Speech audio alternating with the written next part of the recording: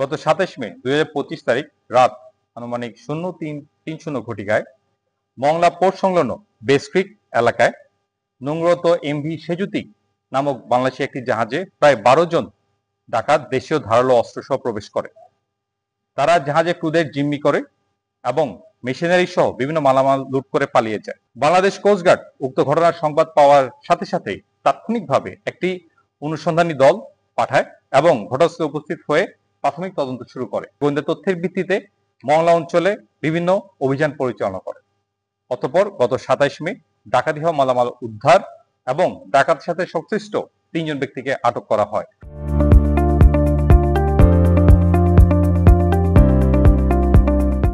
গ্রেফতারকৃত ব্যক্তিরা জানায় তারা জাহাজের চিফ ইঞ্জিনিয়ার এর তত্ত্বাবধানে স্থানীয় দুষ্কৃতিকারীদের সঙ্গে মিলে একটি ডাকাতির নাটক সাজিয়ে লুটকৃত মালামাল বিক্রির মাধ্যমে অর্থ ভাগাভাগি পরিকল্পনা করে। দুর্ভাগ্যজনক হলেও এত বড় ঘটনা সম্পর্কে সহায়তা চেয়ে জাহাজের মালিক পক্ষ ক্যাপ্টেন শফিকুল সাহেবের ঘটনাস্থলে আসার অনুরোধ হলেও তিনি অপারগতা প্রকাশ করেন। বর্তমানে উদ্ধারকৃত মালামাল জাহাজের কর্তৃপক্ষের নিকট হস্তান্তরের প্রক্রিয়া চলমান রয়েছে। জাহাজের সংশ্লিষ্ট ব্যক্তিদের এই ঘটনার সাথে জড়িত থাকার বিষয়টি যথাযথ তদন্তের দাবি রাখে। জাহাজের মালিক কর্তৃক নাবিকদের বেতন ভাতা না দেয়া এবং গত 6 মাস যাবৎ জাহাজটিকে এভাবে ফেলে রাখার বিষয়টি আরো তদন্ত করা প্রয়োজন বলে আমরা মনে করি। সাজানো এই ডাকাতির ঘটনাটি ভিন্ন খাতে পরিচালিত করার উদ্দেশ্যে ভুল তথ্য দিয়ে সংবাদপত্রে বিভ্রান্তিমূলক খবর প্রকাশ করা হয়।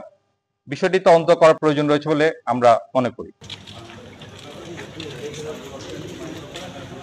ঠিক আছে, খাবার খাইয়া